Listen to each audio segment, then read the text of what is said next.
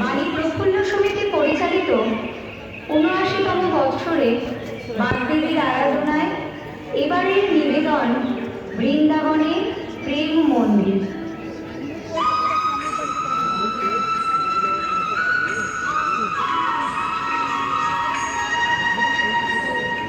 নারায়ণ নারায়ণ।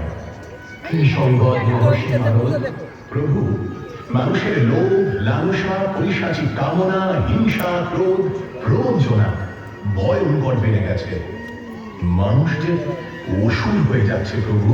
यदा यदा हि धर्मस्य ग्लानिर्भवति भारत अभ्युत्थानम् अधर्मस्य तदात्मानं सृजाम्यहम् परित्राणाय साधूनां विनाशाय च दुष्कृताम् धर्म संस्थापनार्थाय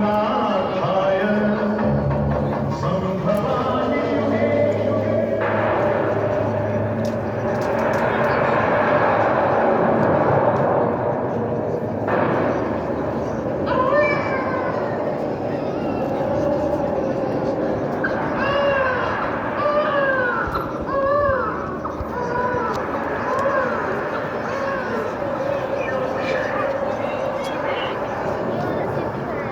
দুরাচারী কংসকে নিধন করতে আপনি জন্ম দিলেন মা দেবকীর গর্ভে।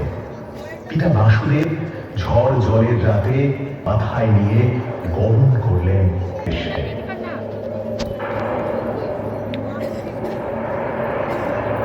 আপনি দেবকী নন্দন প্রভু, কিন্তু মা যশোদার নয়নের মণি। যশোদা মায়ের ননী জোড়া গোপাল। আমি এক পলক চোখের আড়াল করে মা যশোদা আগুন হয়ে উঠতেন।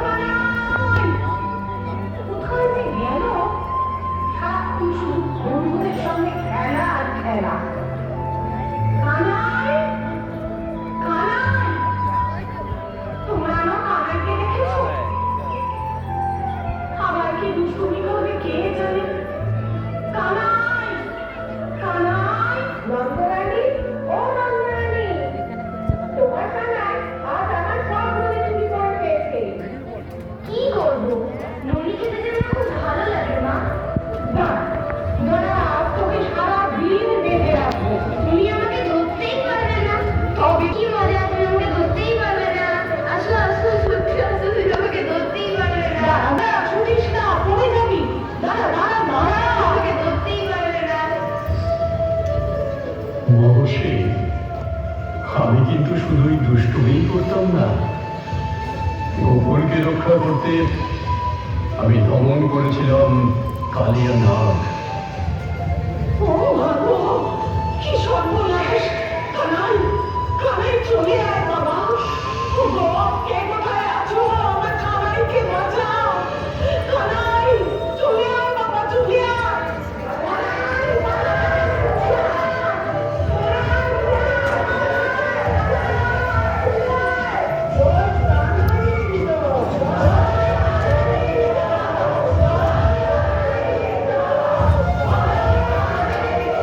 কিন্তু প্রভু, শুনেছি সখীরা যখন যমুনায় স্নান করতে আসত তখন আপনি খুব দুষ্টুমি করতেন।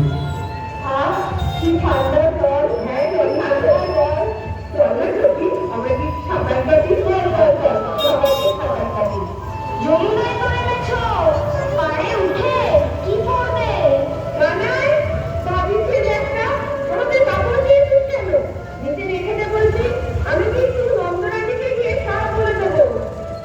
ঠিক আছে, দিতে পারি, কিন্তু ওদেরও একটা কথা দিতে হবে যে আর কোনোদিন আমাদের খেলার মাঝখানে বাধা দিতে আসবে না।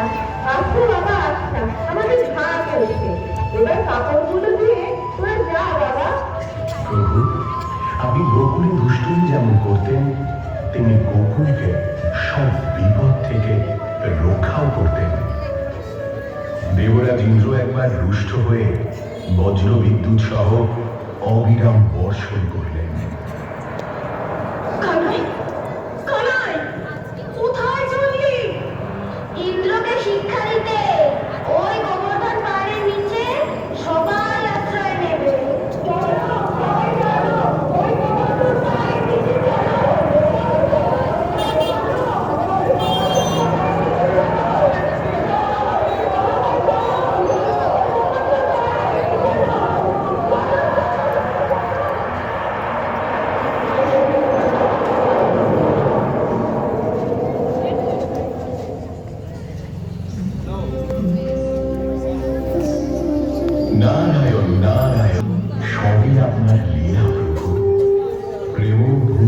বৃন্দাবন বৃন্দাবন বিলাসিনী রাই